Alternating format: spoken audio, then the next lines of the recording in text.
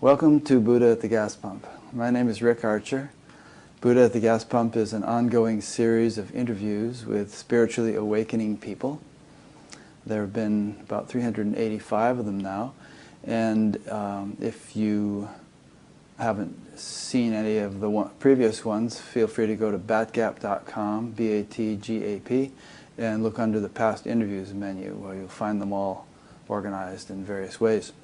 This show is made possible by the support of appreciative listeners and viewers, so if you appreciate it and feel like supporting it, there's a donate button on every page of the site, batgap.com. There's also a donations page which explains it in greater detail. My guest today is Nicola Amadora, PhD. Nicola was born in, did you say Italy or Germany? Germany. Germany, and spent most of her early life living in Germany and Italy.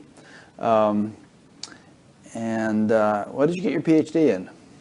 Transpersonal psychology. Okay. From where? CIS or something? JFK University, and I have a master's in social work from Germany. Oh, great. And in reading, I'll read some bits and pieces from your biography here that you sent me. You said that your upbringing was fraught with intense abuse and horrors. We don't need to go into the gruesome details of that too much, but maybe it'd be worth touching upon. You're going right to the core, aren't you? Yeah, why not? We can only go up from here. Good morning, Saturday.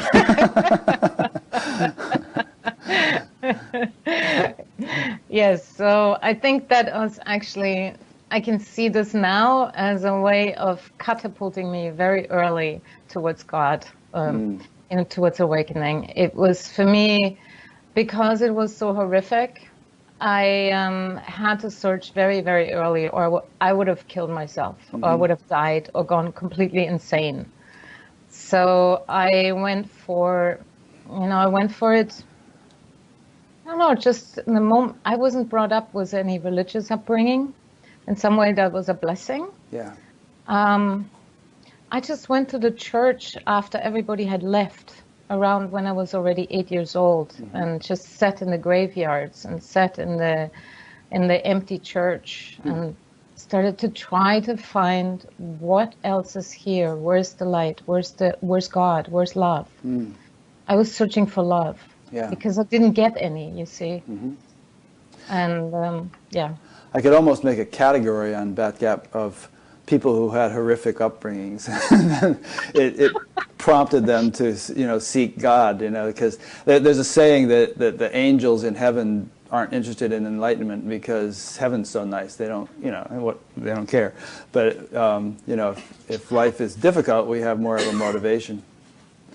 I think, when it's too comfortable, you're not really having the pressure. Yeah. And it doesn't mean you have to have a horrific upbringing. It's just, for me, I felt like I was on a fast track this life. Yeah. It was either this life or we're just going to pack up, basically. Yeah. And so it started very early, and then I left home when I was about, I think, 14, 15. And I searched. I just kept praying every step. I said, show me where the truth is. Show me where the love is. And that's when I met somebody in a tiny little attic. And it was an old woman. And I felt like she was my guardian, my guide in that moment. I opened the door and she said, I've been waiting for you. Wow. So she was like this little old spiritual woman. Yes. Yes, very unknown. I just walked into a building where they had some dancing, and then I walked upstairs, and there she was, and then I don't even know her name anymore. She just taught me meditation, because that's what I wanted to learn.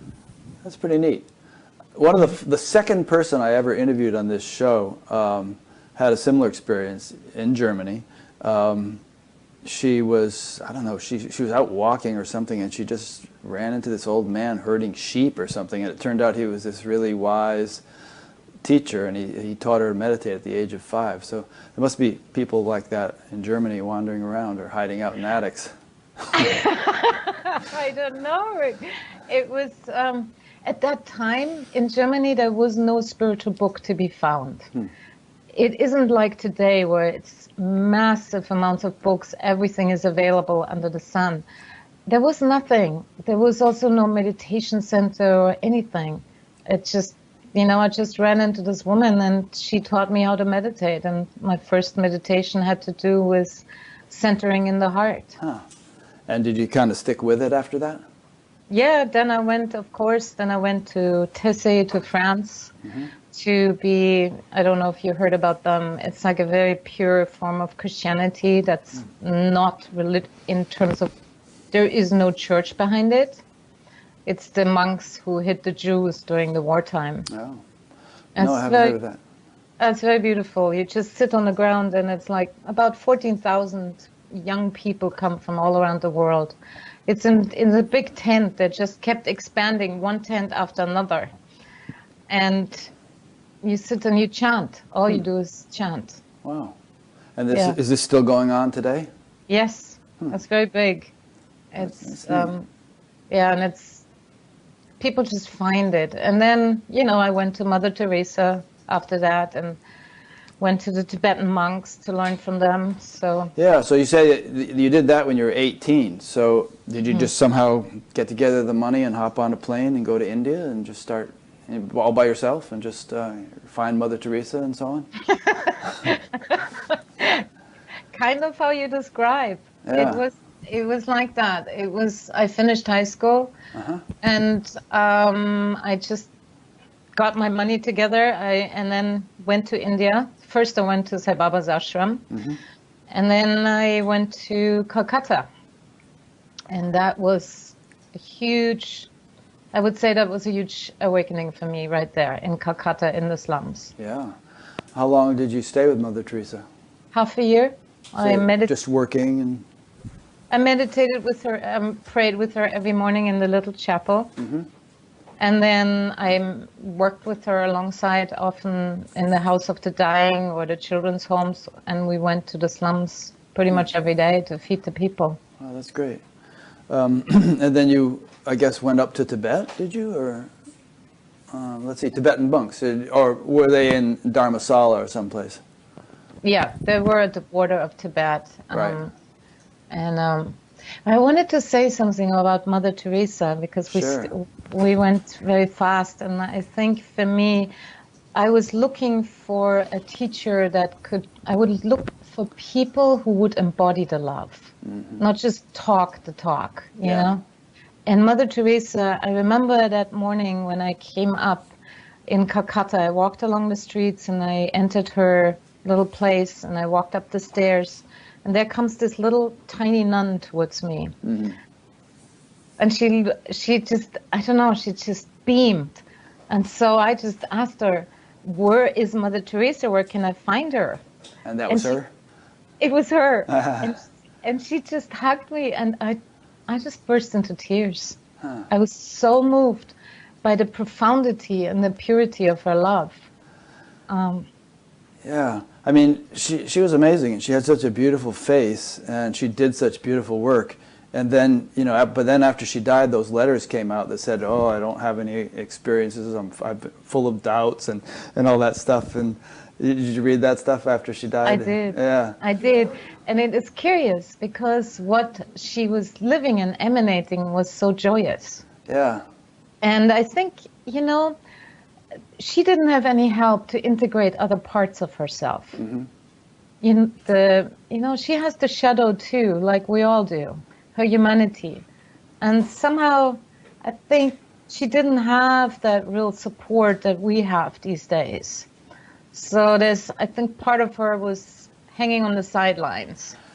Yeah. Well, I must say, I'm much more impressed with someone like Mother Teresa, who did such amazing things and, really walked her talk, as you say, and claimed not to have any inner spiritual experiences, than I am with someone who says they're having all these marvelous experiences and they're awakened and they're enlightened, and then they treat people like dirt.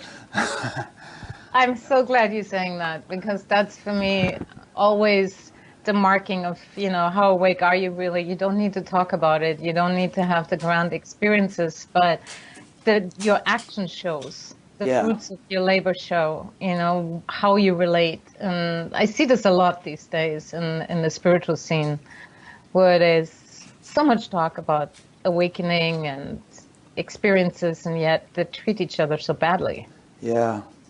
I don't think you could even be a Mother Teresa, do what she did, unless you really had something significant in terms of who you are, your inner development, Even though she may not have, maybe it was just a mark of her humility that she didn't recognize it in herself.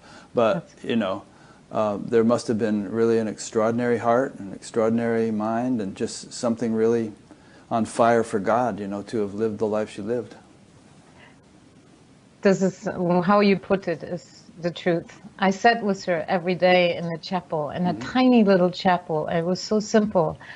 And her heart spoke miles. Yeah. Yeah.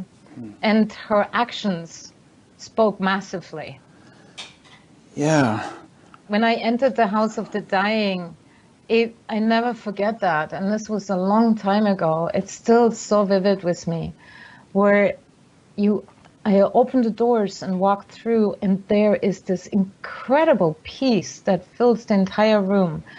And literally there's people, with gaping wounds. This is not a pretty sight. And yet the peace was palpable in there. That's beautiful. I remember her saying that she kind of regarded everyone as Christ, and she just sort of felt like tending to this person and tending to this person, she was serving Christ directly. She kind of saw the divinity in everyone. She did. Yeah.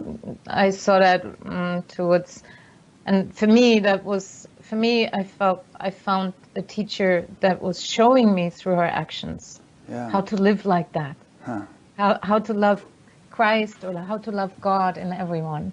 Yeah.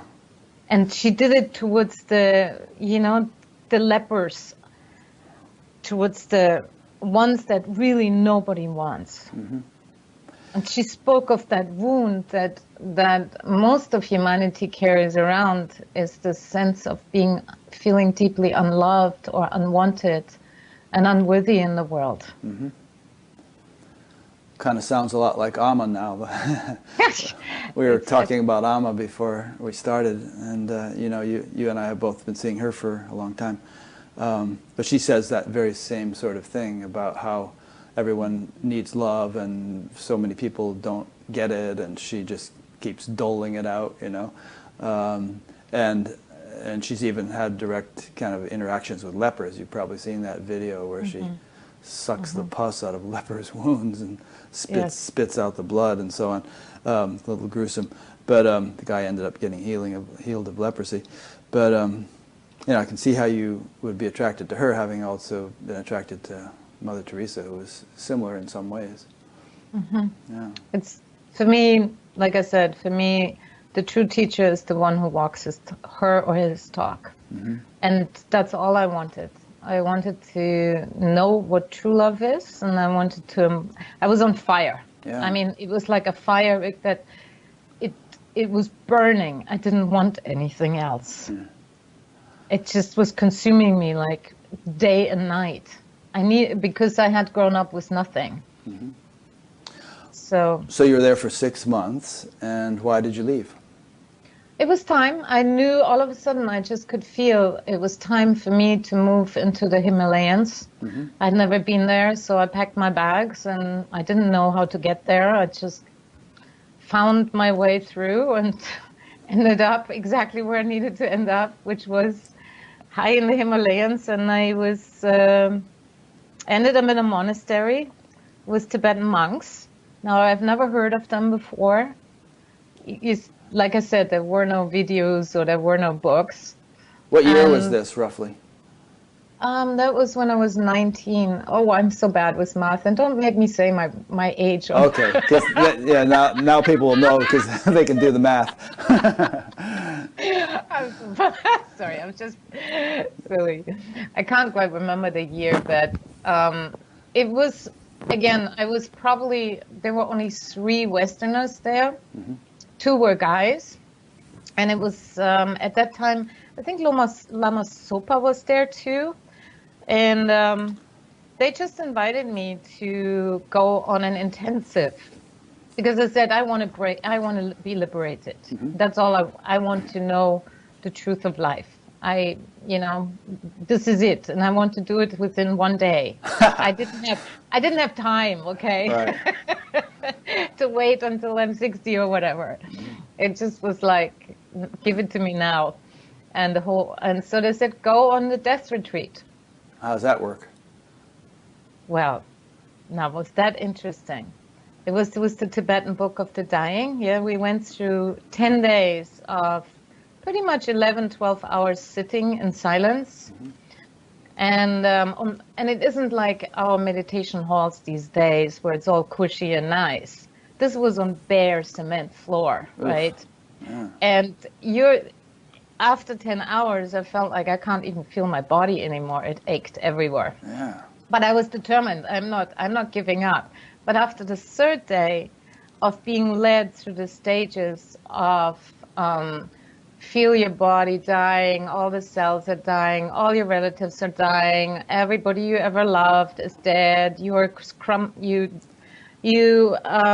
becoming like dust. I mean, it was just like, it became very detailed. They guided us through. And after a while, I thought on the third day, I thought, this is it. This is completely stupid. I'm not wanting to die. I'm here, to live. I'm 19, excuse me.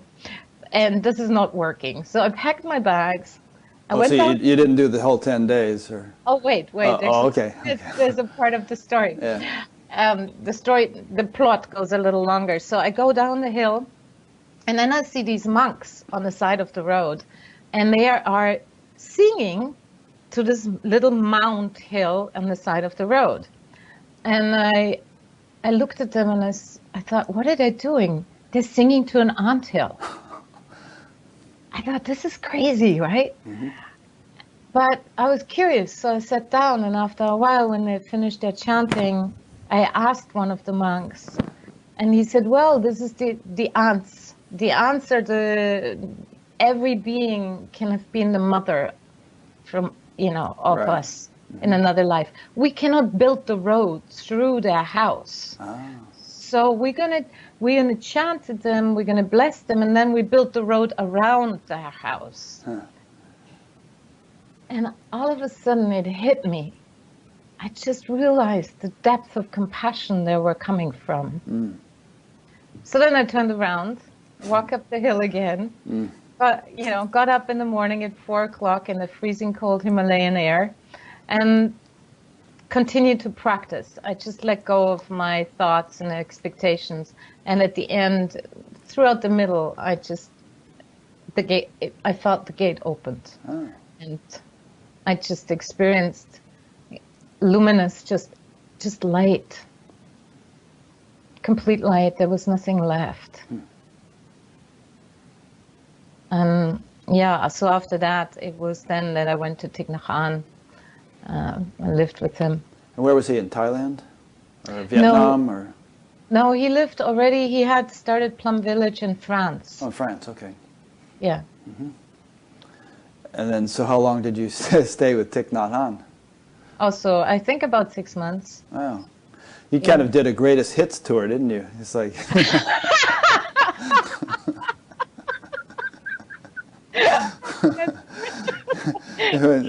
went and stayed with all the heavies. I was like, I'm not doing with the little thing. I'm just going for the full enchilada. It just was clear. This is what I wanted. I wanted that. And so, what was that like, being with Thich Nhat Hanh? Well, Thich Nhat Hanh, of course, was very different than, for example, when I was living with Sai Baba, or is also different than Amma. Very gentle. This Plum Village in southern France, it's so beautiful. It's full of sunflowers. Wow. And there is such a softness and a sweetness there. Thich Nhat Hanh built this. It was very small at that time because he wasn't known very much. So we got up every hour, the bell rang, and we stopped to breathe, to pause, and to remember present moment, wonderful moment. And then every morning we walked with him on the meditation walk. So in the beginning, it was like, for me, you know, you have to remember I was 19. I was, you know, ready to take the horse and take on the world and ride ahead and with the flaming torch. But he was like, slow down, slow, even slower. And he was also very much about how we relate to each other. So we practiced in the hall with the monks and the nuns. We practiced together compassionate relating. That's so, good. Yeah. So how long did you stay there? It was about half a year too. Yeah. I just wanted it to go really. I wanted to go really deep. Yeah. He's smiling. Well, I'm smiling because I'm enjoying this, and I think this is kind of working well, just going through chronologically the various things you did. You know, it's kind of interesting. We didn't really talk much about the Sai Baba thing, but that's all right. But it's sort of interesting how you went through these different phases. And there's this, I don't know if you remember that song by the band, or if you even remember the band. They were a group in the U.S., but they had a song, they're from Canada actually, they had a song in which one line was, you take what you need and you leave the rest. And I like that little phrase. But so you were like a bee, kind of going from flower to flower and getting something from this flower and then going on to the next flower. And yeah. And I was intrigued. You know, I practiced really intensely. Yeah. So I just kept like on it. I just used, for me, my whole life, I'm always one who goes to the core, to the essence, and I use the most essential teachings and then practice. You know, and so with Thich Nhat Hanh, it was, I just fell in love with him, you know? Yeah. It's this gentleness. He's so gentle and so simple. It's really simple. I'm sorry, say that again because your audio broke up for a second. Just the last thing you said. It wasn't your fault, it's just a technical thing. Truth, for me, is really simple. Truth is really simple, yeah. Yeah. And Tim, it was the gentleness. It wasn't the raw. I had to stop my fast track. Right. Like the fire horse. The fire horse had to slow down a little bit and feel the ground and feel the nourishment, like the bee, you know, drinking the honey. Yeah. Well, you know, 19-year-olds are usually pretty wild and impulsive, and I certainly was. Yeah, most of us were racing around like crazy at that age. I was ready to grow, you know, build a revolution. That's where I was. Yeah. I was a very wild one. But, you know, that's why afterwards I went into the jungle. So if we keep the chronological journey. Yeah, let's keep doing that. That's working nicely. So you went from southern France to a jungle. Yes. Well, first I went, I don't know what came first. One was, I went into the jungle, into the Amazon, because I wanted to learn from the indigenous people, from a real tribe. Right. So, and you have to remember, at that time, there was no tour books. There was no guided journeys I just put myself on a bus and hoped I would get there. And you don't know if you get there when you're in Ecuador and you're going right down those dirt roads. Yeah. Don't know if you're gonna come out alive, actually. I realized that later. What were you doing for money all this time? I mean, you must have had some savings or some money or something that you're buying plane tickets with and stuff. No, you know what I did? What? Was I went to, at the same time, so what I did, I went on a journey, and then after I came back from Thich Nhat Hanh, I actually enrolled in social work in a master's degree. And so we had long breaks. So we had like 3 months summer break and I think a month or 2 months winter break. And during the time I studied, I worked as well every day. And so any money my money went, of course, to food and to my studies, but any money I could save aside of that, I just put in a little box and wrote down my next journey. So you were getting your master's degree, but somehow or other at the age of 19, you had already gotten a bachelor's degree and you're moving on to the master's? No, it was like first the bachelor's and then, I went towards the master's. So I did it all in one go. One thing.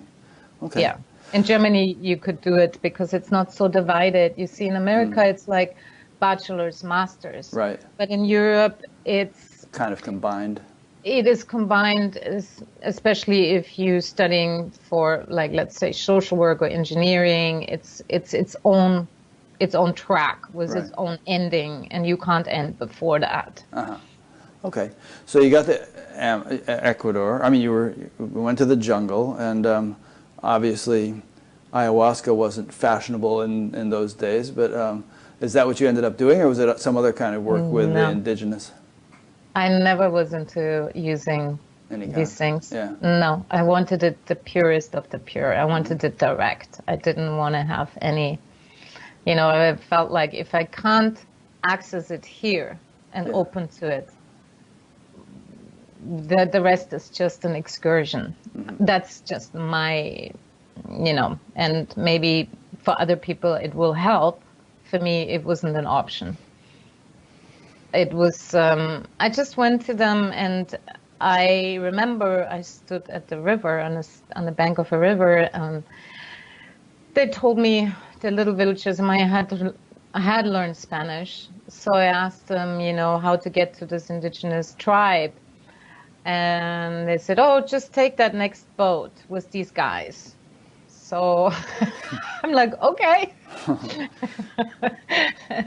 I've never been in a jungle. I didn't have any stuff for preparation that people take with them. No mosquito repellent or whatever. I just didn't know about it, and I didn't really care that much. So, as I sat in the boat, I realized, it dawned on me, I'm with two guys in a boat. I don't know where I'm going. And I wonder where I will end up. Yeah. In that moment, I just prayed. I asked, guide me where I need to be. Guide me to the people that will show me something that I need in order to be able to help others later. They're charmed. They tried to charm me, and I just made it clear that I'm not available. I made up that I'm married, showed them the ring, which I wasn't, but it helped. I climbed out of the boat, and then I walked into incredible thick jungle. And I came to this tiny little village. It was like in these, I don't know how to describe it in English, but these were just made from leaves, the branches, the little huts. And we didn't understand, we had no language for each other in terms of human language, yeah? So I had to learn to speak in sign, with hands and my face. Because they didn't even speak Spanish in there, right? They were speaking some indigenous language. Yeah. Yeah. But you know what was amazing? After a while, when I worked with the women and they showed me how they gathered the herbs and they made the food and I helped them, it was the sense of coming into oneness with them and understanding them. It was the heart. All of a sudden, I could feel the heart knows that language. Yeah. And it started opening in me more and more. And I began to hear and understand the animals in the jungle and the plants. And so they allowed me to be there and showed me things. At some point, the shaman came. They had a village, they had a tribal shaman. And somehow I don't know if he had a death wish on me or if he took a liking to me. I have no idea.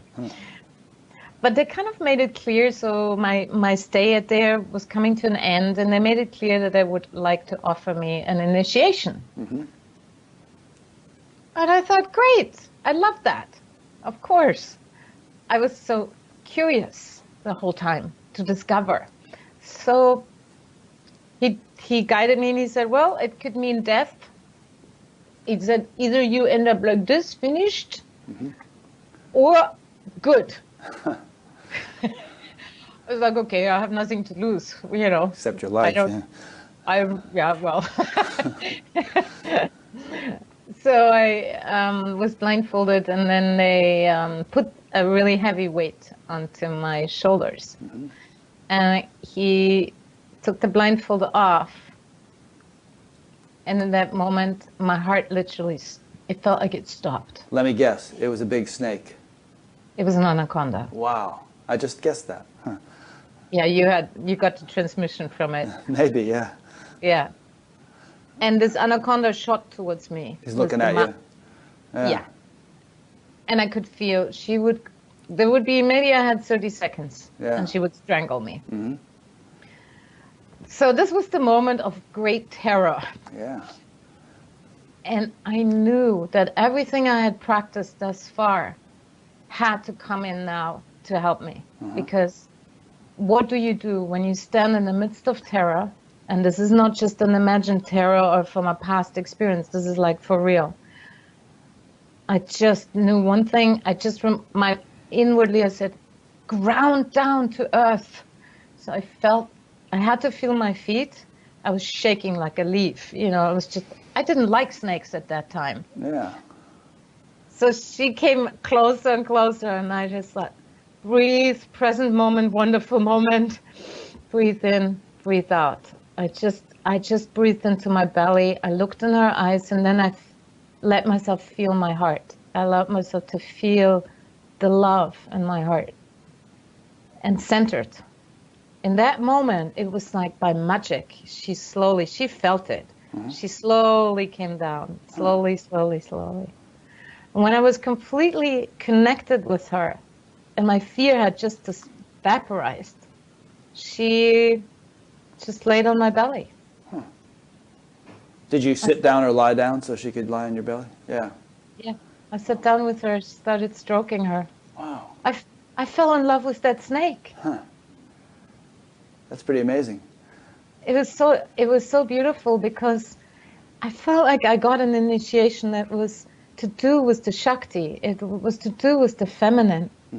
The feminine is the snake, and I had been afraid of snakes. Yeah. And she was, the moment I just connected more and more, it was like, here we are. We're one. We're connected. And something opened, like it was really powerful that opened in me and hasn't left me ever since. Yeah, based on your last sentence, I mean, I was going to ask you, so what did you take away from that experience? What kind of permanent effect do you feel that had on you? Maybe you could even just elaborate a little bit on that. They opened in me a power and a connection to the earth, and a sense of like oneness with all creation. There was this to this day, I can hear the animals speak to me. I can hear the plants. I can center in the moment where there's greatest fear. Yeah. Interesting. Well, I don't want to disrupt the chronological story, but... No, but I appreciate those questions. Yeah. Well, at some point we're going to talk about Findhorn. Maybe that's not the next thing chronologically, huh? Okay, because this what you're saying now relates to that, but let's keep going on the chronology. So, because it had such a profound impact on me, it was like, you know, with the Tibetans in the mountains, it was illuminating me from here. And in the jungle, it came from below. It was the sense of this darkness, this juiciness, this life force is God, is the goddess, is... I don't even like to use this word. I just use it. I just would like to say it's life force. And that for me is holy. That is sacred. Yeah. And this is where we so often are connected, disconnected. So she helped me open that up. And after that, I felt I wanted to be more in the wilderness. Yeah. Well, I can't see this Anaconda thing becoming a popular tourist attraction kind of thing, but No, it's good that you had that experience. I wouldn't recommend it. It was really frightening. Well, the shamans, if you get an initiation from a shaman, they take you, it's a life and death one. Yeah. True shamanic initiation is truly life and death. So, and I don't think many of them, there's not too many Westerners who like to do that, and I understand that. I wouldn't do it if I had I have a kid now. So. Yeah. But I felt, to me, it opened me up to the feminine in a very deep way. Mm-hmm.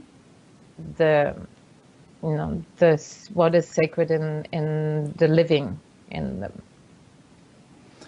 And so then you said you went even deeper into the wilderness, into the jungle or something? Still there or somewhere else? I went to, so I went, of course, back, worked, studied, and then I went back to, in the wild, it was in New Mexico. I wanted to go with a horse, alone into the wilderness.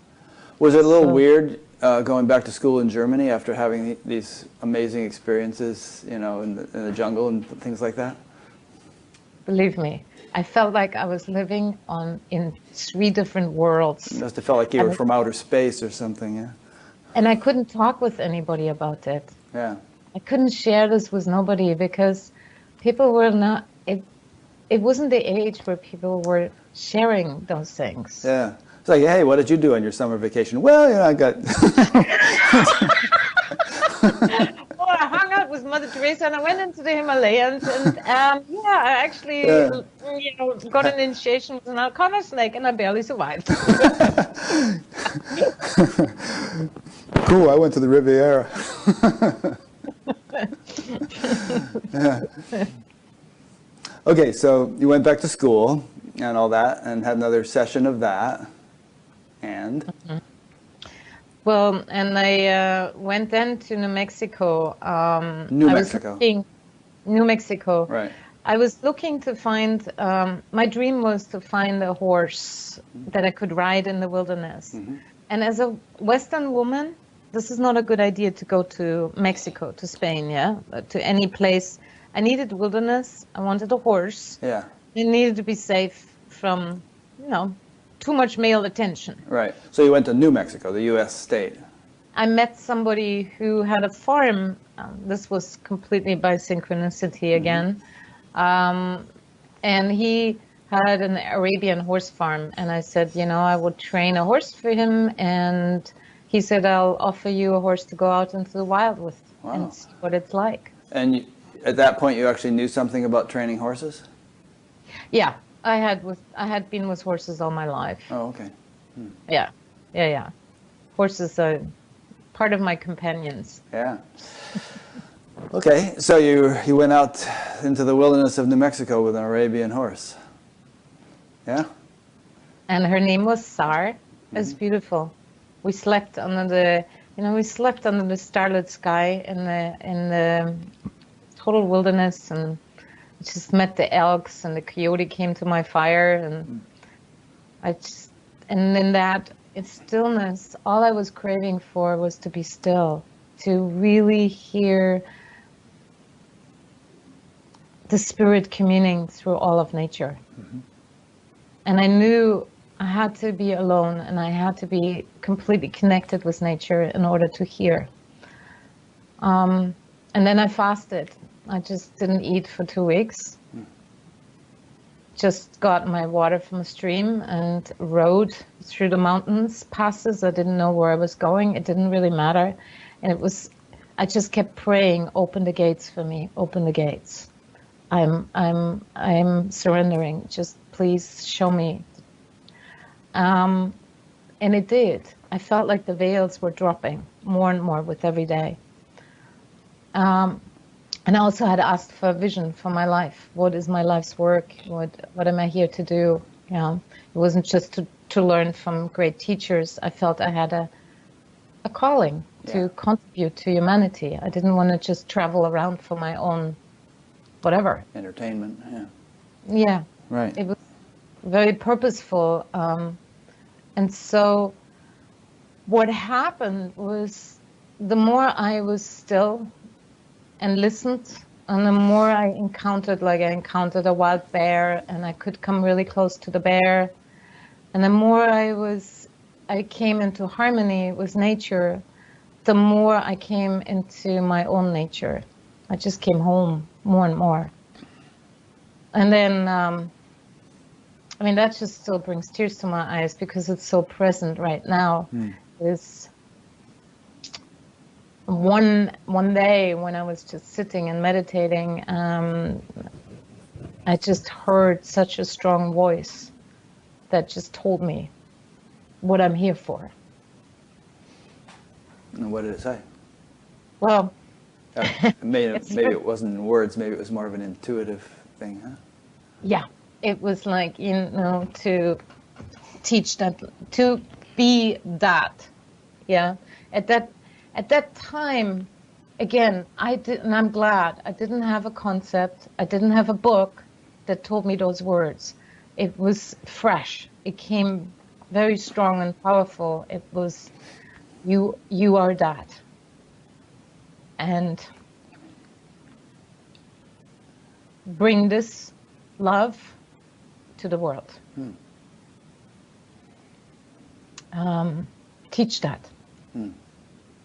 Live that, show that, be that.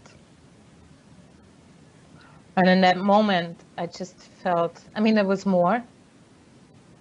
You can say more. It's very personal, Yeah, well, you don't have to, but if you want to, people find it interesting. It's very deep. It was very, and it showed me things that happened that would happen in the future, that had to do, with the center I created, but that also had to do with the part of my work in the world, and it illumined me. It just illumined my whole being. It was just the light was just pouring out of me and through me, and I just felt like everything. I just couldn't move anymore for hours. I was sitting there, and it was like entering into the beyond and yet being at the same time fully here. Very natural. Yeah. And the eagles started circling me. All the beings in nature started responding. It wasn't like I was a separate self anymore. It was, I'm part of this. I'm one with this. So from that moment, I had many awakenings, but this moment took me to be very clear. It was very clear where my path was to go, also in the world, because, like I said, I wasn't satisfied to just awaken in me or to have experiences. I wanted to be of service. Yeah. This is very important in my life, and so I went with my horse. I went back to civilization. Before we get back to civilization, did the predictions that voice give you end up happening, most of them? All of it. All of it? Right. And it was like a thunder voice. It was in these reddish mountains, they're the foothills of the Rocky Mountains. I don't know if you've ever been there, the Sangre de Cristo Mountains. Sure. Very beautiful. Outside of Santa Fe or someplace? Yeah. Or Taos? Just further in, way further in. Yeah. Right. Yeah, I've camped there and hiked there. You did? It's very beautiful. And so the voice was, and I feel like it was my own voice, maybe my own being, or I called it God's Spirit's voice speaking through the mountains. It was like thunder.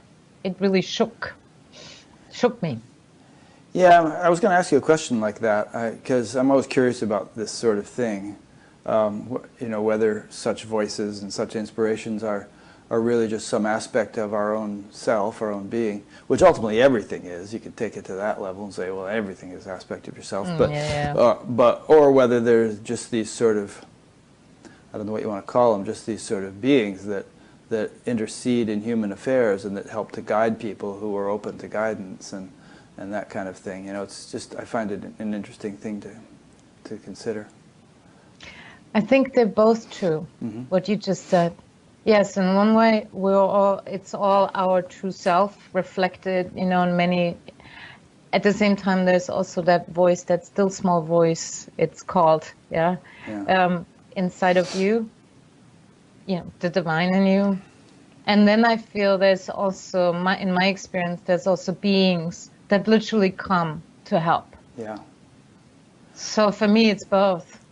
Yeah, I was just talking with a friend yesterday, and he was saying that he's happier than I've ever seen him. I've known this guy for 40-something years, and he said he's done some adventures recently. He went to Spain on a spiritual retreat, and then he went to India on a spiritual retreat and got initiated by the Shankaracharya and stuff like that. But he was saying how he sleeps so much less now, and every morning he wakes up around 4, and he more often than not gets these messages. And he says, "I know it's not me. There's something other than me, and I just get these little downloads every day of some knowledge, some inspiration." So I found that interesting. I think that happens more and more to people these days. Yeah. Somehow the veil is thinner, and people are more open and people are more ready. You know, I've gotten all my life, I'm a communicator. I love relating, I love communicating, I love sitting with you right now and, you know, relating with you. I am also, I relate, I can hear the saints and the sages speaking to me, I can hear the animals and the creatures. And I can also sense very clearly when it's my own, this is my own essence that's speaking. Yeah. Yeah. And more I had to learn to decipher, to really discriminate what is truth and what is just the mind chatter, you know? Right. The mind can disguise itself as an angel. Sure. And, you know, in one way, it's also the mind in its essence, even the thoughts in its essence, is coming from the life force, is coming from the Shakti. However, it can be so distorted, it can create so many delusions. Yeah. So I had to really step into stillness to be able to hear true and center here in my heart. Yeah, I'm glad you're saying that. I mean, there's so many people, some of whom I've interviewed, some of whom I haven't, who say things like, you know, well, I'm channeling Saint Germain, or I'm channeling, you know, Mary Magdalene, or Mother Teresa, somebody, or Jesus, or whatever. And, you know, I give them the benefit of the doubt, and you know, most of the ones I've interviewed who say that sort of thing, I pretty much believe. But I also have run into people whom I wouldn't invite for an interview, and there was one guy who was trying, who just, you know, said he was channeling all these things, and he just had so much ego, you know, and he just seemed so full of himself. And I just kind of like wonder, I mean, it seems like one can kind of tap into a level of creativity, some people can, and just kind of speak from there and come out with all kinds of information, but is it really from some higher source, or is it just one is just being creative, you know, they're doing a poor imitation of Harry Potter or Lord of the Rings or something with their imagination. I love Harry Potter, by the way. I think what you're bringing up is a very important point, because there is so many people who do channelings these days, and I have respect for people who really trying to make sure that they have a pure opening. For me, I don't practice channeling because I feel, at least in my world here, it's like I don't need to channel another being. I just need to be open to the truth from the source directly, and then let it live through me, or let it speak through me in this moment. Yeah. And with the channeling, sometimes what I've seen is the ego starts taking it and saying, well, now I'm really special because I get to channel Mary Magdalene. Right. And I'm the previous incarnation of her. I hear a lot of people who say, like, I have been Saint Germain and I have been Mary Magdalene. Well, there's a lot of people who have been her, apparently. And they're all alive at the same time. Yeah. Yeah. For me, it's like, this is not special. In one way, it's the most natural thing if we can commune. Yeah. Yeah. And for me, if you channeling, I would say to those people, if I could give one message, be extra careful and don't put your ego on the altar, because you're worshiping yourself. And you may actually be opening up to something other than yourself, but as a friend of mine said, just because you're dead doesn't mean you're smart. So, who knows what you're opening up to.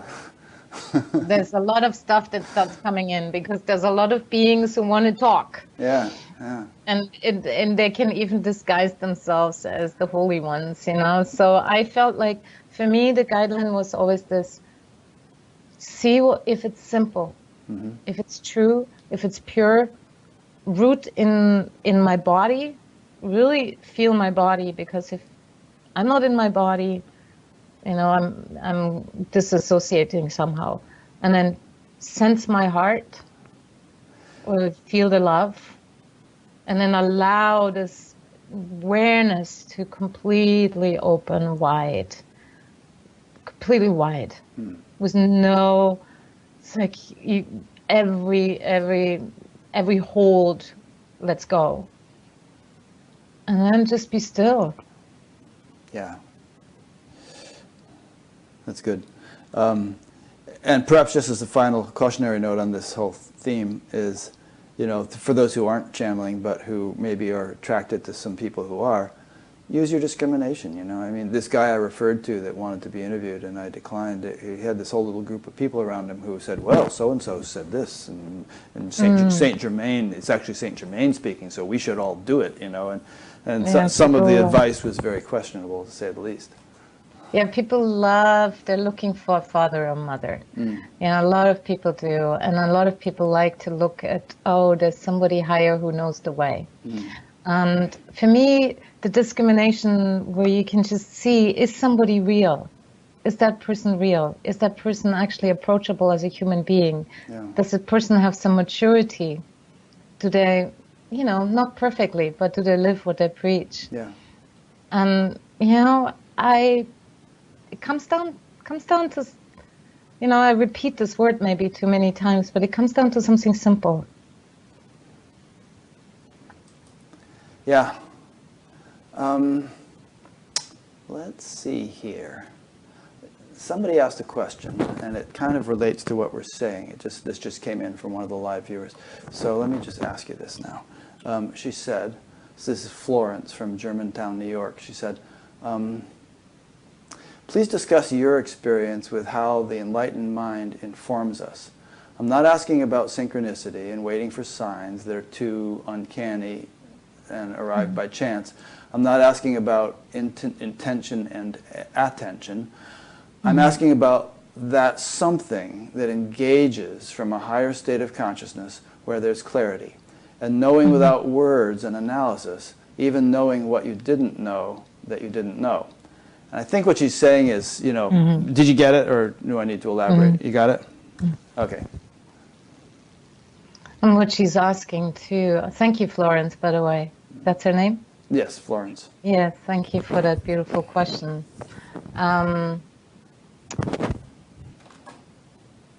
What you're really asking is how to come to be in direct attunement with the source itself. Yeah.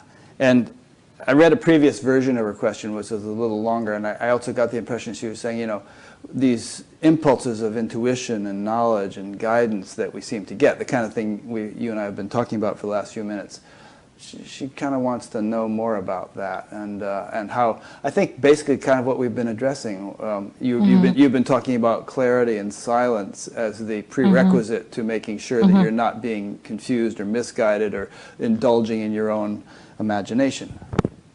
Yeah, it's also what I want to address is that if you don't pay attention to the shadow aspects of your own self, they will interfere. But if you allow what she expressed, the enlightened mind, and I call it also the enlightened heart and the enlightened body, to allow it to completely be open to that what is, well, let's put it in the words of that what is infinite, that what is eternal, but that what is also, it's pulsating in every cell of yours right now. Yeah, you can feel it in your smile, Rick, right? Yeah, it's right now present between us. And you can sense it because you're opening yourself to it. And in that moment, we're dropping into the silent communion with each other. But it's also what Florence asked is, this is the place when you the most, you drop open, the awareness is expanding, the mind is still, and you enter, the heart starts blossoming. There's love.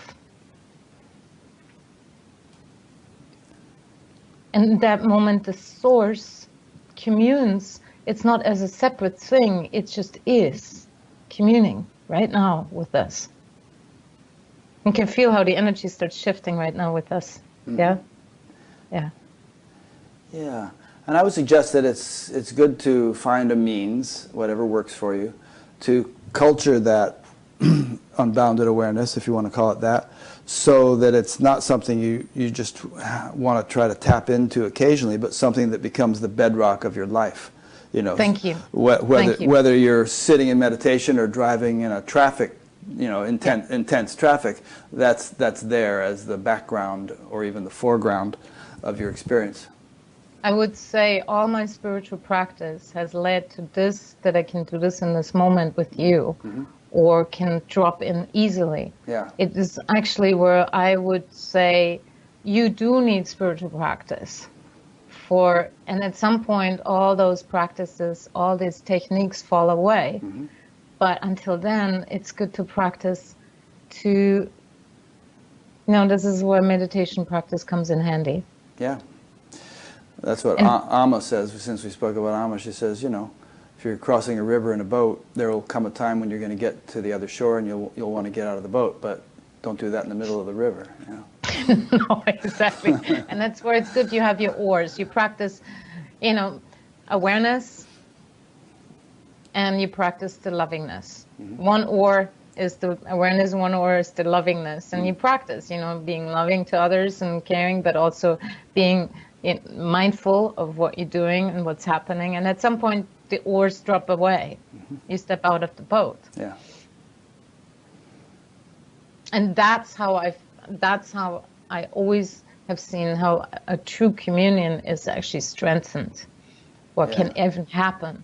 Before the vessel isn't open, we do have a personality, we do have a mind. If that isn't aligned, your connection is going to get wacky. Yeah.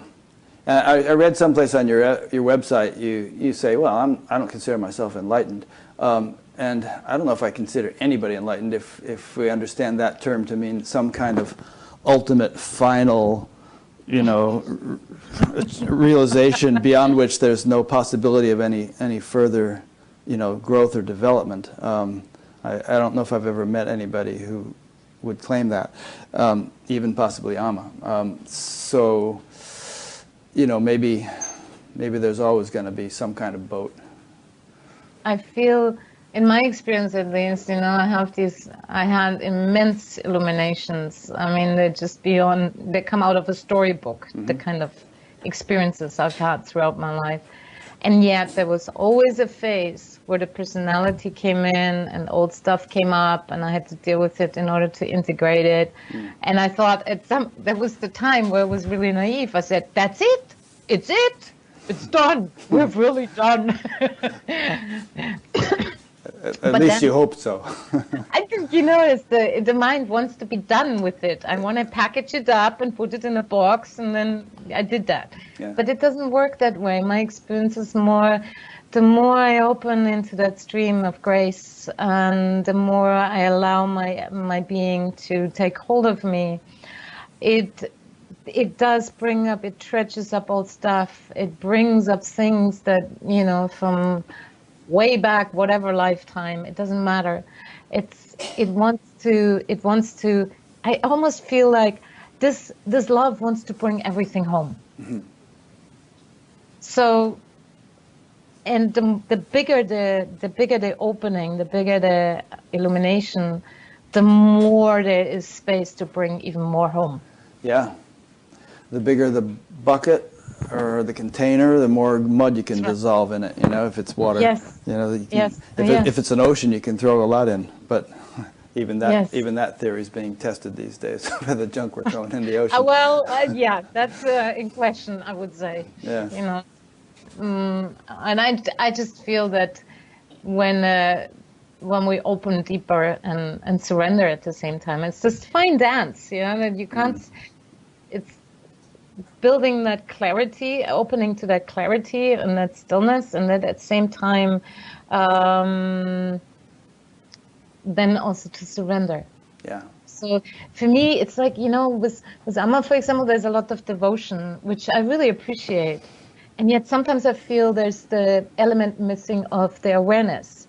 So for me, it needs both. The devotion and then it's almost like a non-attachment to anything.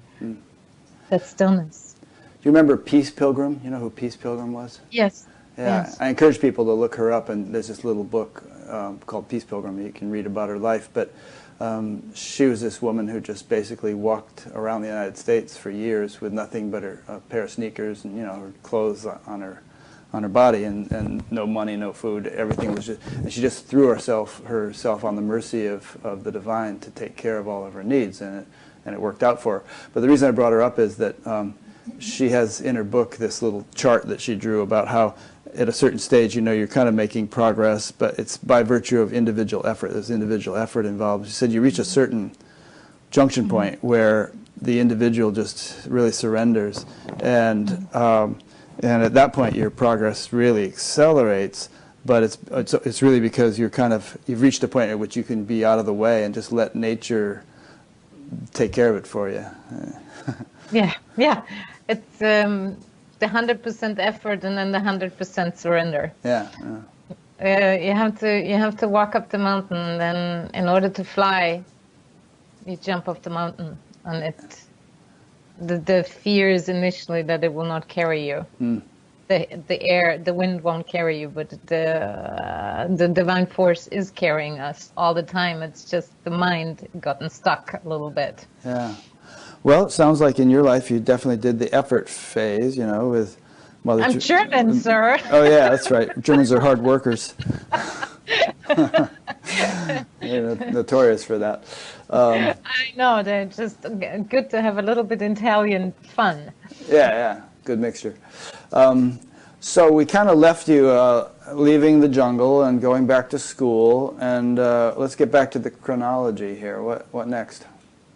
Oh, I told the wilderness journey, the vision quest. Oh yes, the horse, right, out with the Arabian horse in the wilderness, and that was a very profound and significant one.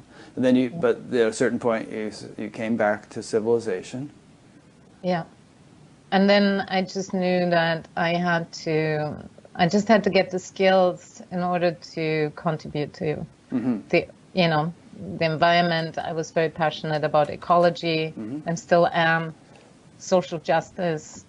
I feel and to, really I saw so much suffering in people. I just saw it in their eyes right away. Yeah. I saw it in their heart. And somehow my sight opened at the same time, and I could feel not just my own, but also other people, the suffering. So I dug in and just find skillful means to help relieve suffering in this world and bring happiness. So what did you do? Pursue more education or what? Yeah, okay. I felt like I needed. For me, I'm very much into whole. Yeah, it's like spirituality has always been my number one. But I felt you need skills in order to communicate, right, with Yeah. each other. You need skills how to deal with your shadow material, yeah. And you need skills to, lead people. You need to know how to grow a vegetable garden. I can stand there and be in my illumined self that's just being, yeah. I just be and beam, but nothing. I'm not going to grow a vegetable garden unless I learn how to, put the plants in and water them. Yeah. Well, good point. I wouldn't want the Dalai Lama to do brain surgery on me or something. He doesn't have the skills, Exactly. Yeah. Yeah. So, and I felt my path has been very much about, embodiment, like living it with. Well, I did a lot of social action service and a lot of environmental service as well. And so that's what I did. And I went to Findhorn. You may have noticed I interviewed David Spangler a few months ago. Was David there at that time? He was briefly, and he already had left. So it was only Ellen Keddy was the main person. She was there. And so what did you do at Findhorn? You were there for 7 years, it says.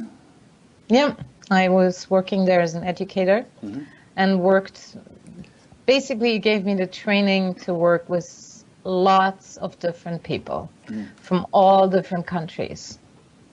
It was an excellent training. It was really hard work. Living in community was not the easiest. It's like a washing machine. Yeah.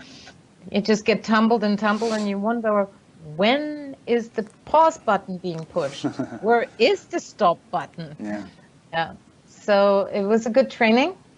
And I gave birth there with my daughter.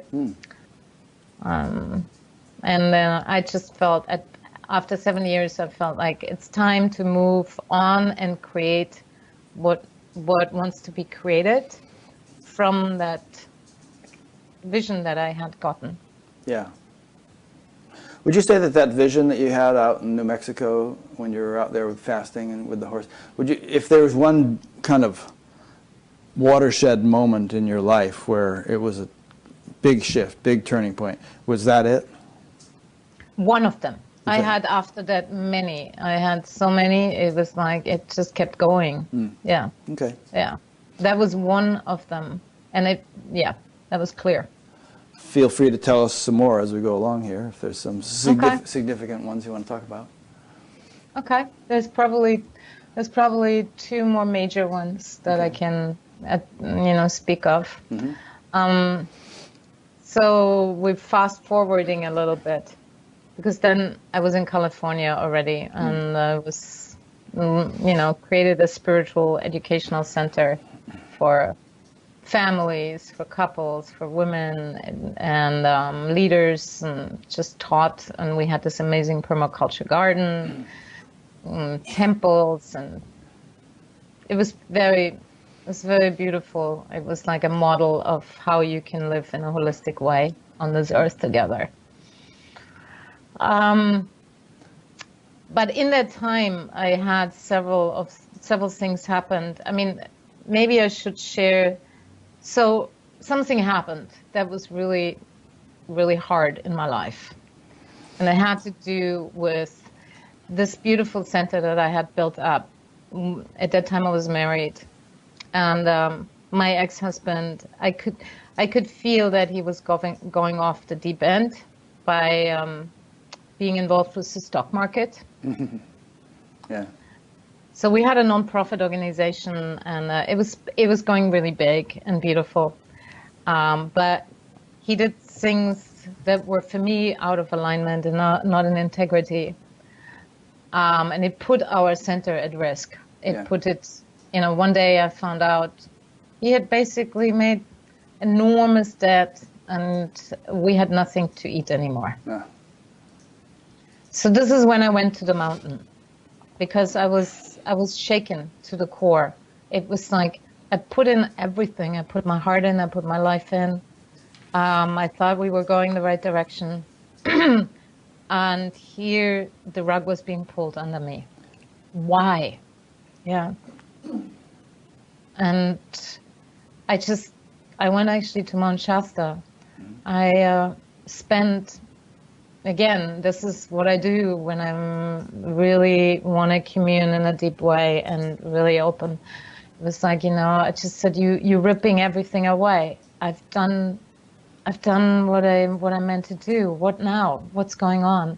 So after I went through the phase of grieving and shaking and, the fear of what's going to happen, I entered this, I just opened into this deep silence. And in that moment, I just said, okay, I just surrender my entire life. I just surrender even deeper.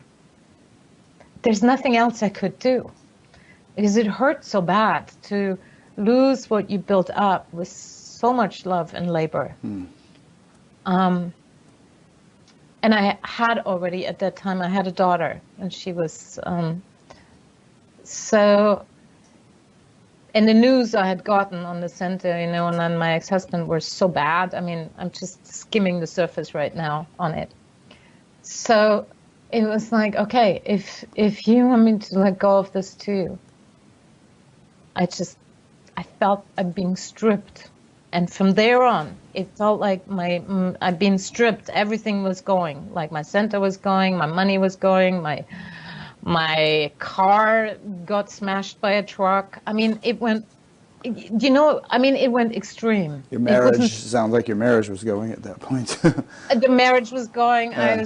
I divorced him, and everything went like it had blossomed, and then it was like the mandala the Tibetans built with so much care, and then they blow, and it's all gone.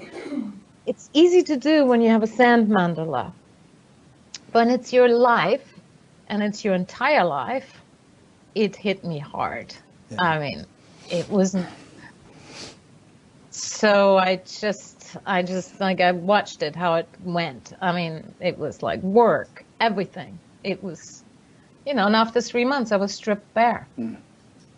So this is when I went to the mountain, and I just said, okay, what do you want? And it was, what do you want, was not asking just God. It was asking my being, who I am. And I was finished. I laid on the ground on the mountain, and I said, I don't want any more. I'm done. I just pack up. Get me out of here. And I remember that moment where I just allowed myself to surrender even deeper. And it was unbelievable what happened then. It was just, again, it was the sense of the gates just opened, and there was a grace that poured through. I just wept. It just I literally lifted me up from the ground. I stood up. I just stood there, and it was like illuminating everything. And I just heard, for this you were born. And I just stood in that for the longest time, and I just felt its grace.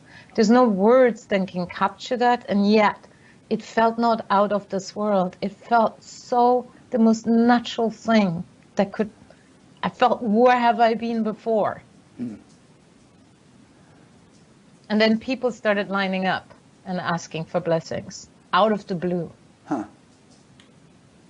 So when it said, for this you were born, what it meant, what that realization was, this inner experience you were having at that moment. You were born to have this awakening, this realization. Is that what you meant by that?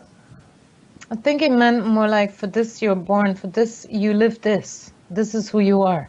Live this.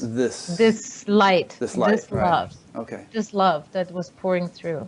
So it wasn't so much that you were born to do this project or that project. It No. was more to just live this light.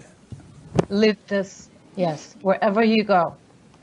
Live it unabashed, radical, soft, tender, fierce, doesn't matter. Be true to this.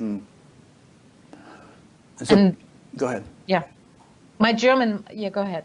Well, I was just going to say, so people started lining up for blessings, and what did that mean exactly? How were you offering blessings? I just People came. I didn't know what I would do. This wasn't planned. This felt so natural. One person I just touched on their heart or on their forehead. Another person I said the right words and they burst into tears. Some people had major openings in their heart. Some people felt sweetness. Some people I just offered a word. It was like, oh, this is easy. This is easy. This is how it's supposed to be. In some ways, it feels like, to the mind, it feels like this grand miracle. But really, in the heart of heart, it felt so, this is natural. Yeah. It's just as simple. And so I just could feel, okay, so this is, you need to keep allowing this. Just allow it. That's great. And I could ask you when this was without revealing how old you are. Where are we at now in terms of... That's about 7 years later, I think. 6 years later, 5 years later, yeah. Later than what? When that happened on the mountain. Oh, late. Okay. I mean, so we're talking about this happened 10 years ago, 20 years ago? That happened 10 years ago. 10 years ago. Okay, good. So 2006 or something. Okay. Approximately. Yeah. 8 years or so. And these days, it seems like you're doing a lot of different things. I mean, if I look through your website, there are so many different types of things that you do with people or for people. You know, various... anybody can go to your website and look at all this stuff, but, you know, relationship counseling and feminine wisdom and leadership and, you know, all kinds of courses on mindful parenting and the heart of relating and all kinds of things. I mean, you can enumerate some of them. So somehow or other you took this experience of the light and, again, channeled it into service in the world, concrete service, not just, you weren't content to have it be a lovely subjective experience. Yeah. I always have many pots on the stove. Yeah. I always try to be just teaching satsangs or just to teach on a particular subject. I can't. Right. It's like the jungle. I'm a plant of many flowers, and at the same time, the main thing is that it comes from the source directly. So the outlet for me is like I can see how. Sorry about that. There's something in the way. How I see in the world that a lot of problems are happening in relating. Yeah. Between people. Between people, so that we can have all this awakening, but we still don't relate with each other. Yeah. Not only on an individual level, but I mean, you know, the Congress can't talk to each other, the factions there, and the whole millions of people in the population who align themselves with one or the other of those factions can't talk to each other, sometimes within the same family. So there's definitely a sort of a gulf or a rift that probably needs healing. Yeah. So I work in that field, like unconscious relating, like teaching people the skills, but also helping them to really connect with each other. Yeah. Because I feel it's needed. We need this on this planet right now. Because if we can't figure out how to go forward together, this is not going to last long here, our planet, to be able for us to live on.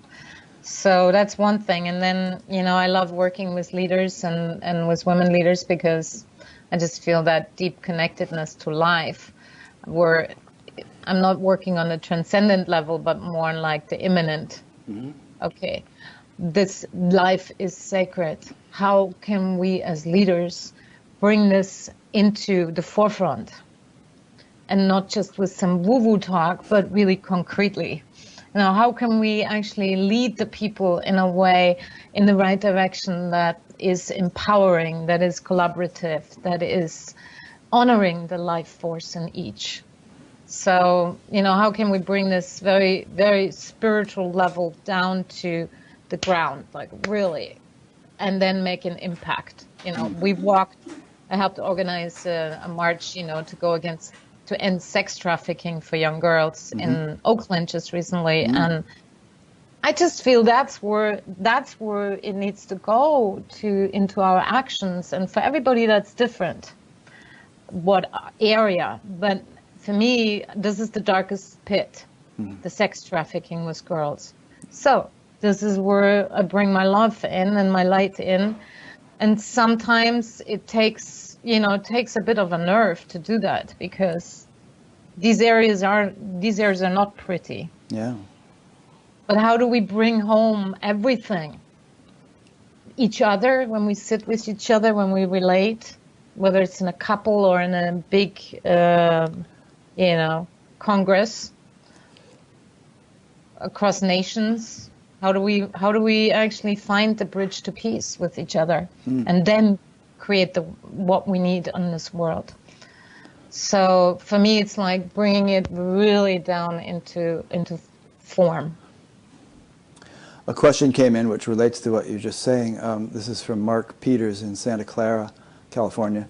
He asks, how do you relate to the rise in global threats like climate change, fierce nationalism, nuclear proliferation, etc.? Have your awakenings allowed you any deep insights about this? And yes. I just want to add a little bit to his question before you respond, and that is that I've always felt that... Just let her respond. Oh, Irene says just let you respond. Okay, you go ahead and respond. I'll add later. I love hearing you too, Rick.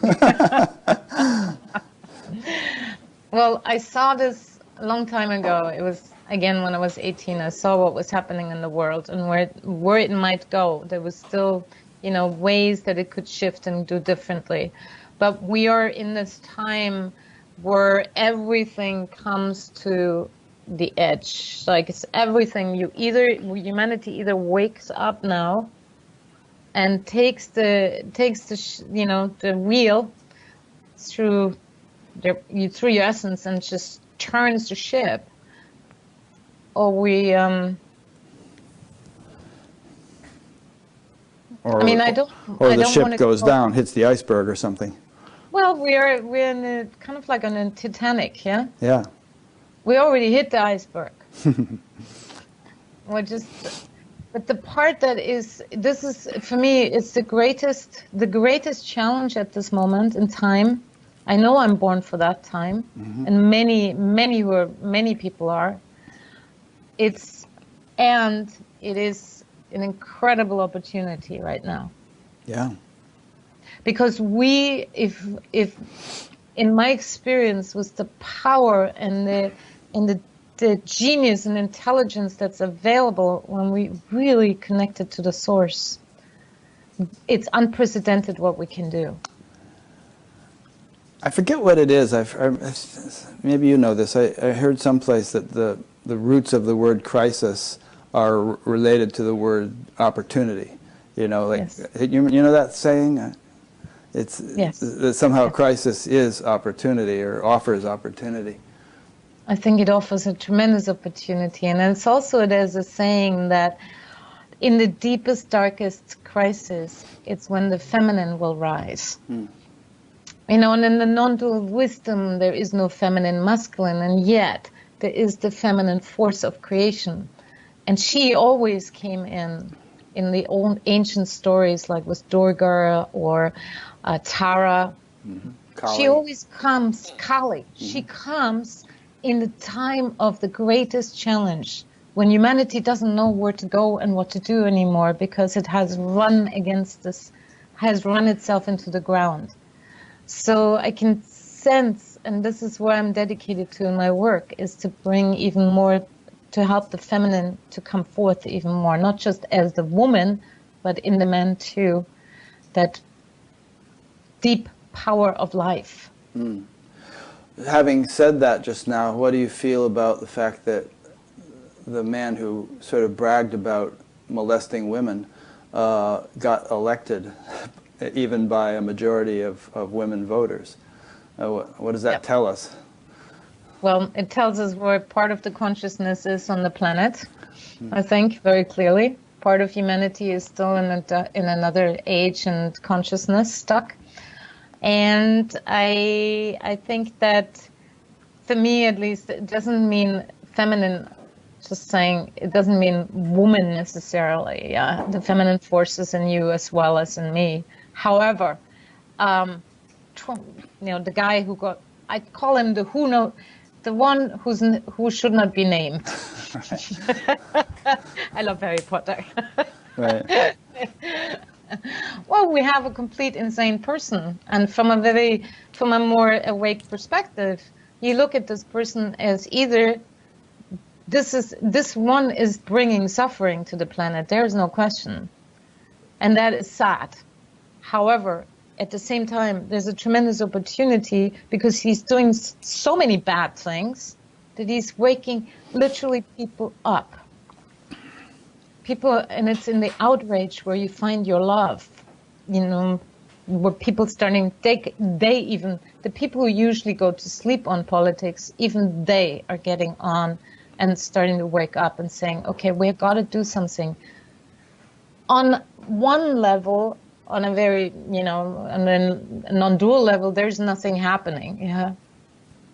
But you know what? We're on planet Earth, and I think we have incarnated for a reason, where it is much more challenging to say, yes, I have this illumination, and now I'm going to bring it into action. Yeah. In this world as it is, and this means with who should not be named. That's the time where people need to rise up and stand up. Mm.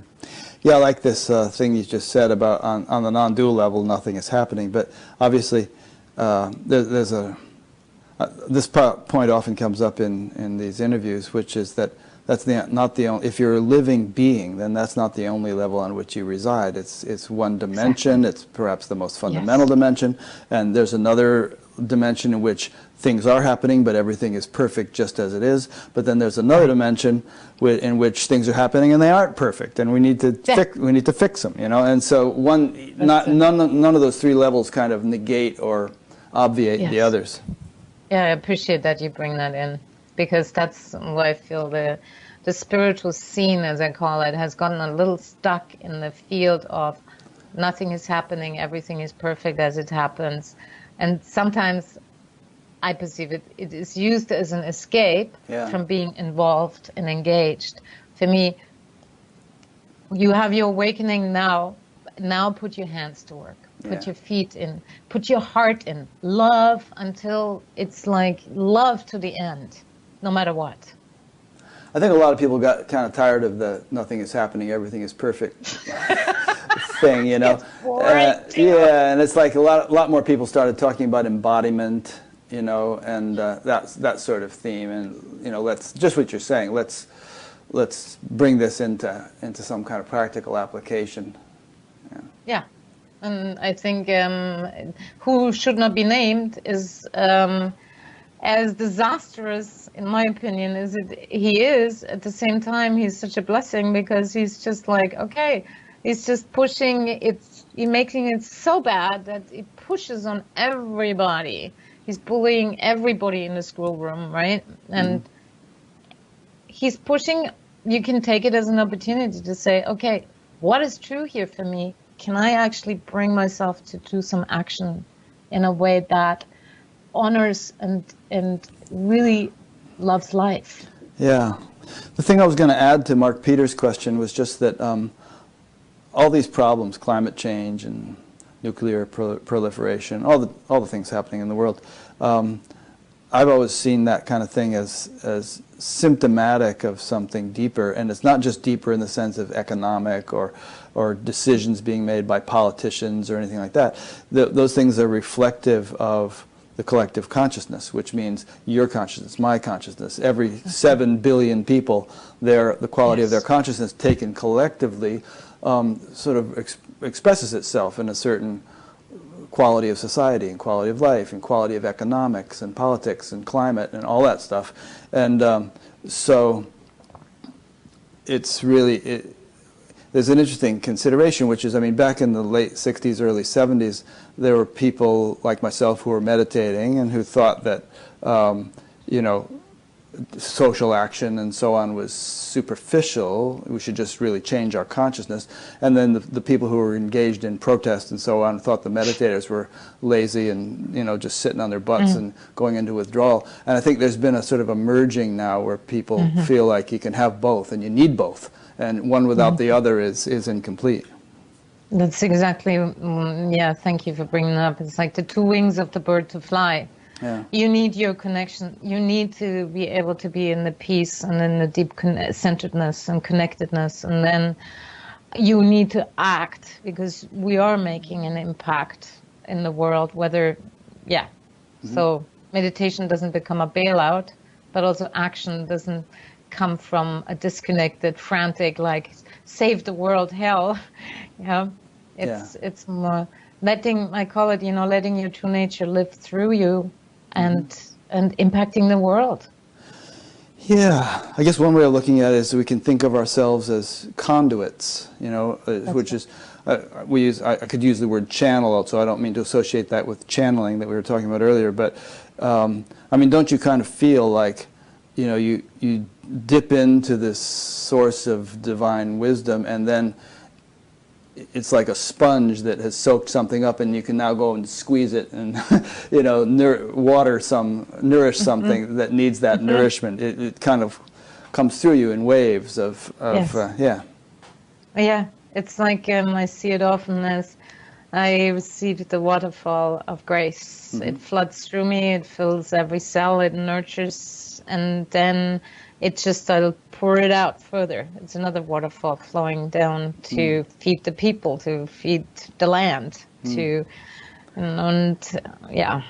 I mean, how else does the divine get expressed into the world if not through the various forms of life that it has created, you know? So we can be very powerful conduits for various influences, and it's good to be on the team of the good guys. We certainly are in a fierce battle right now, but I feel it has to come. It comes from a deep love, for recognizing people, the plants, the animals, all life. This is one life, but it's not a concept. It's deeply felt and experienced, and therefore it loves itself. In moments when, you know, just when I'm really wide open, I can experience the whole universe loving itself. All the plants, all the creatures. It may sound funny to you, but it's making love unto itself. It's in a grand dance of an incredible love affair. And that love, when it can be expressed, even in the most simplest form, as me looking into your eyes with, you know, or us relating in a loving way, it has an outlet, and it's starting to circle. It's a movement, and in that movement, everything is included. There is nothing left out. There is not the Muslim left out, and there's not the, you know, even your darkest shame and anger all gets to be included in that love. I mean, that's not a concept. That's, for me, a direct experience. And in that, when that started opening up in me, I was like, oh my God, the whole earth is making love to itself. It's in this exquisite, just profound, sacred lovemaking all the time.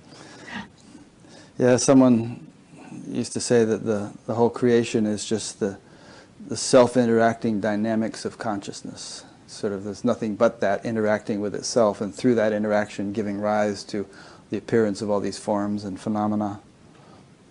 Yeah, and it's also extremely vulnerable and intimate. Vulnerable and intimate, yeah. Very. It you know, I include the humanity, our bare humanity is included in that. And sometimes that consciousness, spiritual talk is so removed from, this is the consciousness and here's your humanity. Yeah. But this vessel, this humanity, this utter vulnerability and intimacy is it. Yeah. You know, I mean, if it's true, and it is, that, you know, it's all consciousness and we are one person ultimately that appears, one ocean that appears as separate waves and so on, then everything that is taking place in the world is taking place within us. And, you know, the fact that I don't know how many million people are in prison in the United States, a larger percentage per capita than any nation in the world, by far. And that there's things like, you know, they came out of the news, Amnesty International just revealed that there's this prison in Damascus where 13,000 people have been hanged in the recent years, and all these people are being tortured and all that stuff. I mean, that kind of thing, we may not be aware of it. You know, it might be kind of out of sight, out of mind that all these people are stuck in those situations, but it's very much part of our own personal consciousness. Yes. It's happening within me and within you and within all of us. And if it's like a malignant cancer that we're not aware of yet or something, but it's still doing its thing and it may be spreading. And we're not going to really be healthy until that malignancy has been cured. That's beautifully said. That's where I resonate with. This is because I experienced this in my body. Mm-hmm. When you say those things, you feel it. I feel it in my whole being. Yeah. Because I'm connected. Right. And how can I, then people ask me, how will you not drown in it? Yeah, and there's all this suffering, because we are in a sea of suffering. That's what the Buddha said, yeah. However, it's like, this is where the Bodhisattva vow comes in. Mm-hmm. I will walk awake. I will let that love lift me even till the last has come home. Mm-hmm. Yeah. And not turn a blind eye to what is here. Yeah. I remember when I was a fairly new meditator, I had a girlfriend that was going off into heroin addiction, and I was really upset about it and stuff, and I spoke to my meditation teacher, and she said, "Be an ocean." And I don't know if that was totally practical advice in terms of helping my girlfriend. I've heard that she's in a psychiatric hospital to this day, but somehow that "be an ocean" phrase always stuck with me, in terms of having this sort of oceanic capacity to not absorb, but to dissolve anything that comes into our awareness, and to not be polluted by it, but to be able to dissolve it and continue to be an ocean. Mm-hmm. Well, and I'm sorry about your girlfriend. Yeah. It must have been painful. Yeah, I remember I was in an encounter group at the time, and I told them about what was going on, and I just broke down and sobbed for about 15 minutes. People were hugging me, and I was sobbing, and I finally kind of sobered up, but it was a painful thing, and because I really wanted her to live a happy life, and I could see that the direction she was going, it wasn't going to work out that way, but mine was going in a different direction, and I had to keep going. Yeah, you were parting ways. Yeah. In the ocean. Yeah. Yeah. And that's what you allowed your heart to break with it. Yeah, I did. And it doesn't happen that often, I'm not the type that just sort of cries easily, but about every 10 years something really moves me. That's funny. I cry every day. I have a friend who does that, I guess I won't mention his name because he told me that privately, but he's a spiritual teacher whom I've interviewed, and a very sweet guy, and he just says he pretty much cries every day when he watches the news or many, many other things, and he's not like some moody, mushy kind of guy. He's very clear, very strong, but he just feels things so deeply, and yet he has the capacity to feel them and not be thrown off kilter by that. Yeah, I do that too. Yeah. Things touch me very deeply. I cry very easily. I laugh very easily. Yeah.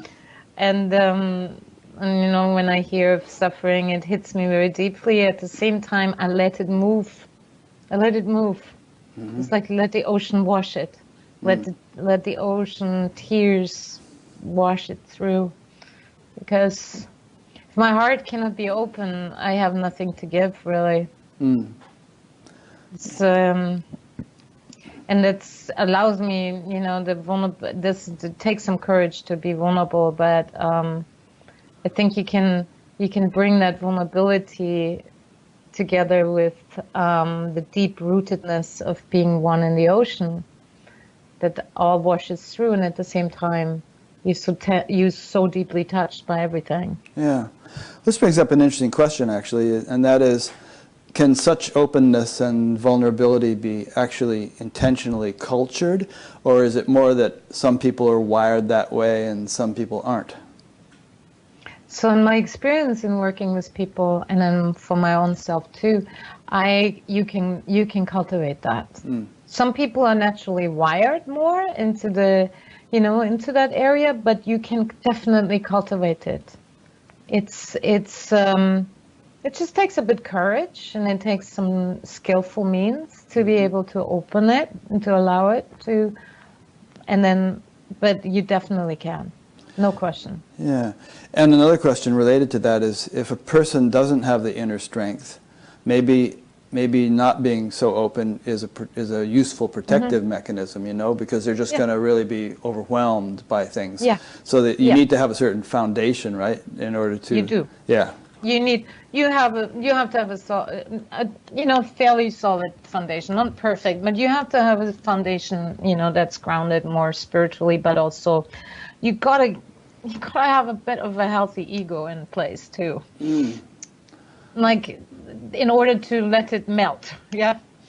Yeah, no, that's an interesting point too. I mean, so many things we could talk about, but see, some people say, well, get rid of your ego, destroy your ego. But there are definitely certain spiritual traditions say, yeah, that may come at some point, but first you have to build it up and make sure it's, you know, really a healthy one before you can talk about going beyond it. Yeah. And for vulnerability, my sense is, in order to be able to be really vulnerable, you have to develop a capacity to be fully present, to be really present, and to also be rooted in your body. Otherwise, you walk around in the street, oh my God, this is so intense. You've seen people. Yeah, I mean, I've seen people that, I can't go into Walmart, it'll just overwhelm me. That's right. Yeah, and that's where, for me, it's like I have this, I see it as the lotus flower, the open heart is the lotus flower, but it has its roots really deep in the earth, in the mud. Yeah. And then when you really solid, you know, and I call it, you know, really grounded here in that what is life-sustaining, that holds me. That gives me enormous strength. I feel like I'm a tree, you know, and I walk into Walmart, I still feel open. I actually don't walk into Walmart. You use one of those little motorized carts, right? I don't like that store because, you know, I'm a bit, you know, it sells I know what you mean. Clothes, yeah, you know. all that stuff from China and everything. But that's just a case in point. But yeah, that's a good question, because that's what's feared so much. But I feel the vulnerability is actually your entrance to your true nature. Would you, coming back to the how of it, would you kind of say that, and some people actually criticize me for being such a proponent of practice, because I myself am a practicer, and they say, you know, but do you feel like that there is, on this point we're making about being strong enough to be open, strong enough to be vulnerable, that it's not just going to hit you on the head one of these days, it's more like some kind of regular practice of some sort on a daily basis is going to help to culture it? Yes, it does help to culture it when you sit every day and you actually practice meditation, you practice, and that's rootedness, not a transcendent meditation. I wouldn't say that will help you. Wouldn't say that what? Not transcendence meditation. That doesn't help for that. You need to have a practice that helps you to be in your body, that helps you to, allows you to be there with all your feelings that are rising, and feel them without getting completely entangled in the story. You need to be able to, let that awareness expand in you, and be present. Really, these are tools, actually. I'd say there's also a time for transcendence. I mean, Yes. kind of there's a time to dip the bucket into the well, and there's a time to pull it out and use the water. Well said. Or there's other analogies you could use too, but there's a time to take the cloth and dip it into the colored dye, and there's a time to bleach it in the sun. So I think that's absolutely right. But I hear you in terms of transcendence being used as a sort of an escape, and you try to just take continual refuge there without integration. Yeah. That's not healthy. Yeah, and that vulnerability is so often is feared the most, because we've gotten hurt there early on. And the imprint is, if I'm open, I will be hurt. It's a very simple story, and the mind goes on survival plane and says, I will never go there. I will never have that happen again. And if you start cultivating, you are much more, centered in yourself, then you can actually be vulnerable, allow yourself to be open, and let the arrow move through you. You will feel pain, but you will not suffer. Mm-hmm. And that's something to learn, where you're not holding on to that arrow that just hit you. Somebody said something not nice to you when you walk, or somebody betrayed you or left you. Yeah. For me, when I had my own experiences of, betrayals, I was like, how can I keep my heart open even with that? It seemed insane. My mind said, close down. What hell are you doing? And there was this deeper commitment in me. Even with this, I shall stay open. Yeah, I mean, that example of when your husband at the time squandered all the money of the organization in the stock market and the whole thing collapsed, your response was to go and get as open as possible up on Mount Shasta.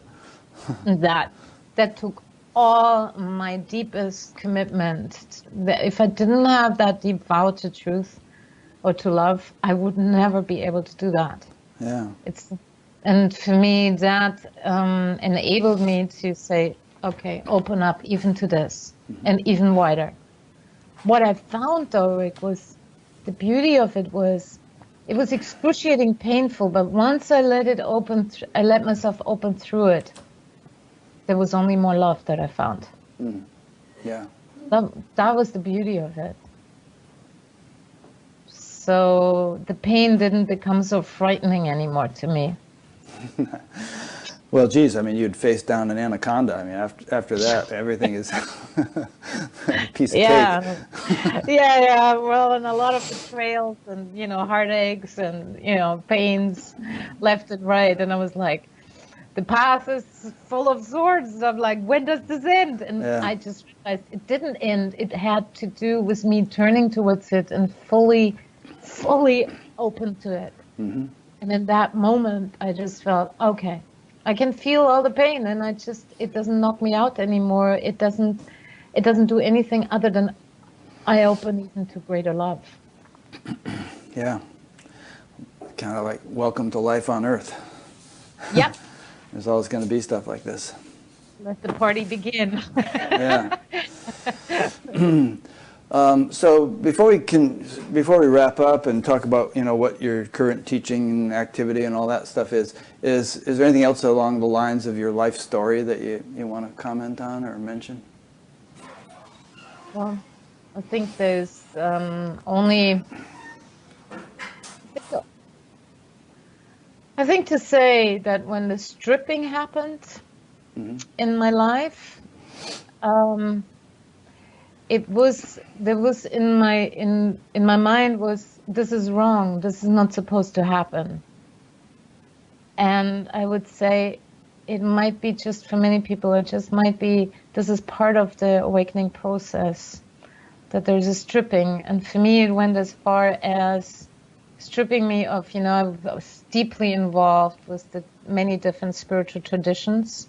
It stripped I couldn't go to one more Sufi dance. I couldn't do I couldn't do nothing of this anymore. Like I was completely thrown into myself on my own. And I couldn't even read one more spiritual book.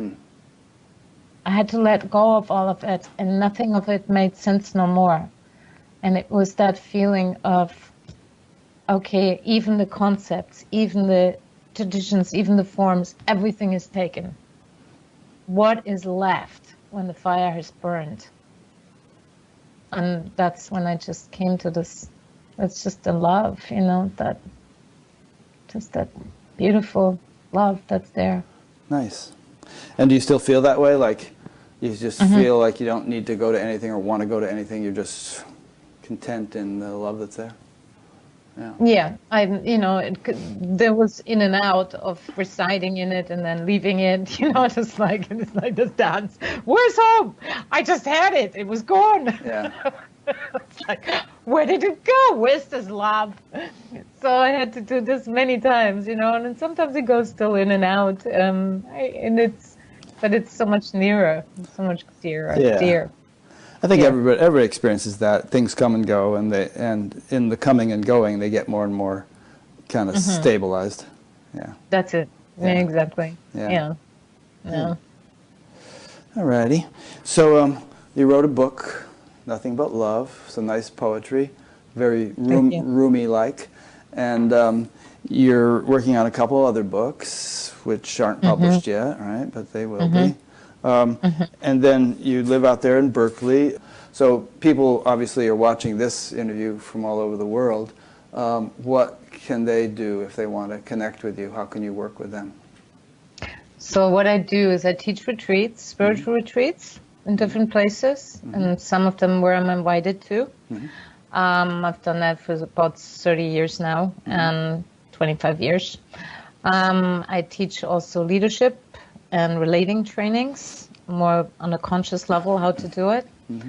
And so they can see it on my website, on the events, what's coming up. And if people want me to come to the area, they can just contact me. And then I work with individuals and couples on Skype and in person here in the Bay Area, mainly. So, yeah. And my books, one of them is called Kissed by Fire, and the other one is called Communion with Nature, Stories from the Wild. When will those be published? Probably by the end of the year. Okay, great. Yeah, so I will let them know. Yeah, and I do satsangs on, at the moment I do it much more online. Yeah. So I have a committed group, and then, people can join to it as well. Okay. And you probably have an email sign-up thing on your website, so if people want to be notified of when your book is published or whatever, they can do that. Yeah.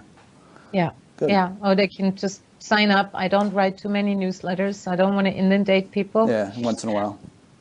Once in a while, and they can just sign up. And we also do some sacred activism work here. Great. I'm one of the leaders in the field there. Cool. Great. Well, I've really enjoyed this. I think people watching will have enjoyed it also. Any kind of final words you want to say before we conclude? Well, what I want to say is that to keep returning to your own being. I know these are old words, but keep feel what's in your heart here, and follow that. And I don't mean that in a cliche way. I mean that in a really deep way. Just keep coming back to it, and let others touch you. Touch others. We really need it in this time. Let's just stand up and speak out.